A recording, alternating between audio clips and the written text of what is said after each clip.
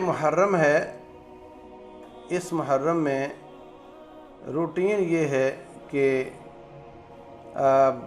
بہت زیادہ واویلا اور بہت زیادہ سینہ کو بھی اور ماتم اور اپنے آپ کو مارنا، یہ ہمیں ایسے مناظر نظر آتے ہیں۔ تو وجہ اس کی کیا بیان کی جاتی ہے؟ وجہ اس کی یہ ہے جناب کہ ان دنوں میں حضرت حسین بن علی رضی اللہ عنہما ان کو شہید کر دیا گیا اور ان کے ساتھیوں کو۔ تو یہ اگرچہ ایک لمبا موضوع ہے اور اس پر میرے کئی دروس موجود ہیں، نیٹ پر موجود ہیں، لیکن میں یہ عرض کرنا چاہوں گا کہ یہ واقعہ نبی صلی اللہ علیہ وسلم کی وفات سے تقریباً 51 سال بعد کا ہے، اور اسلام مکمل ہو گیا ہے آپ کے اوپر، اور آپ کے بعد نیا اسلام نہیں آئے گا، اور نہ اسلام میں اضافہ ہوگا اور نہ اسلام میں کمی ہوگی۔ یہ واقعہ بڑا دلگدوز ہے اور بہت ہی پریشان کن ہے، اس میں کوئی شک نہیں، اور وہ بہت عالی مقام ہیں، اور ان کو شہید کرنا ایک بہت بڑی پریشانی کی بات ہے، اس میں کوئی شک نہیں۔ لیکن اس بنیاد پر اسلام کھڑا کرنا، اس بنیاد پر دین بنا لینا، اور اس بنیاد پر جو حضرت حسین بن علی رضی اللہ تعالیٰ عنہ کے نام پر روئے رلائے، وہ ہو گیا حق پر، اور جو ایسا نہ کرے وہ ہو گیا باطل پر۔ اور یہ کہنا کہ اسلام زندہ ہوتا ہے کربلا کے بعد، مطلب اس سے پہلے پھر مطلب اسلام زندہ ہی نہیں تھا، یہ طریقہ درست نہیں ہے۔ یہ بات درست ہے کہ وہ شہید ہیں اور مظلوم شہید ہیں، اور ان کا بہت اعلیٰ مقام ہے، وہ جنت کے جو شباب ہیں ان کے وہ سردار ہیں، کوئی شک نہیں۔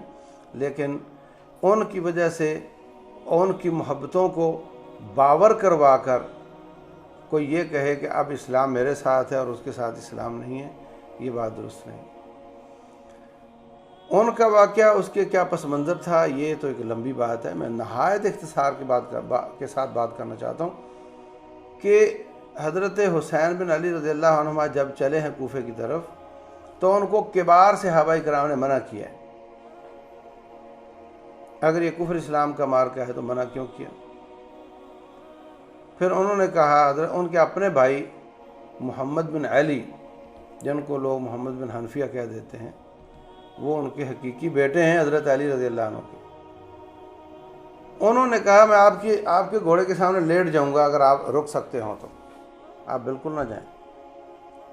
عبداللہ بن عباس رضی اللہ عنہ منع کر رہے ہیں، دوسرے تیسرے منع کر رہے ہیں۔ پھر انہوں نے فیصلہ کیا کہ میں مسلم بن عقیل کو بھیج دیتا ہوں، وہ ان خطوط کی سچائی کا مجھے وہاں سے جا کر چیک کر کے بتائیں گے کہ واقعتاً یہ لوگ اپنے ساتھ ہیں نہیں۔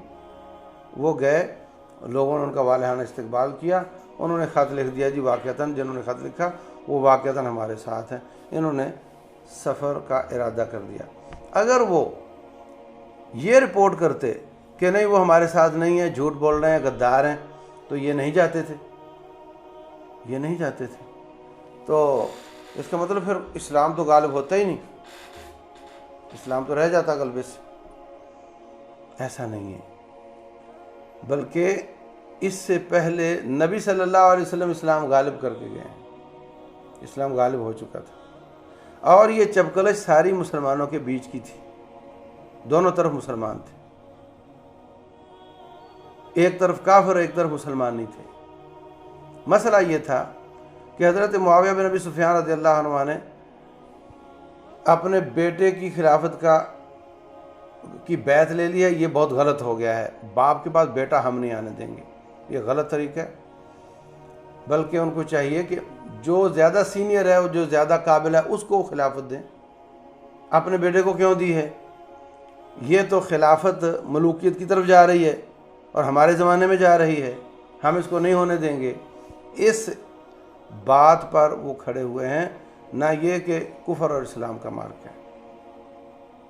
تو پھر انہوں نے کیا کیا؟ راستے میں آئے، معلوم ہوا کہ حضرت مسلم بن عقیل کو انہوں نے شہید کر دیا۔ فرمانے لگے چلو پھر ہم واپس جاتے ہیں۔ ان کے حقیقی بھائی کہنے لگے ہمارا تو بھائی شہید ہو گیا، ہم تو واپس نہیں جائیں گے۔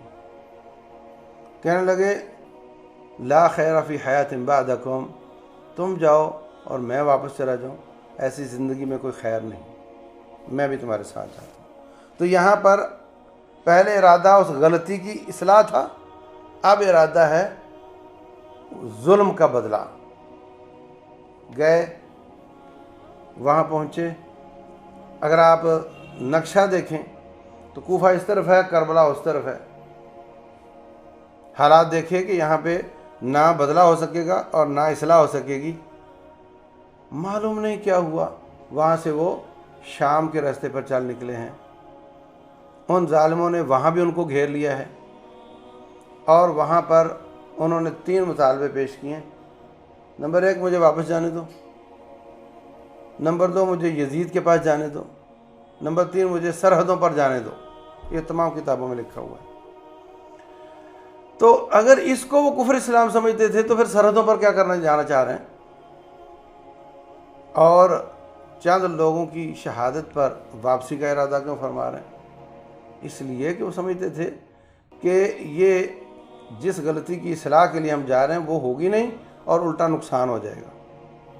اور اگر اس قدر زیادہ شدید نفرت تھی تو وہ یزید کے پاس کیوں جانا چاہ رہے ہیں؟ اور یہ سب کتابوں میں لکھا ہوا ہے۔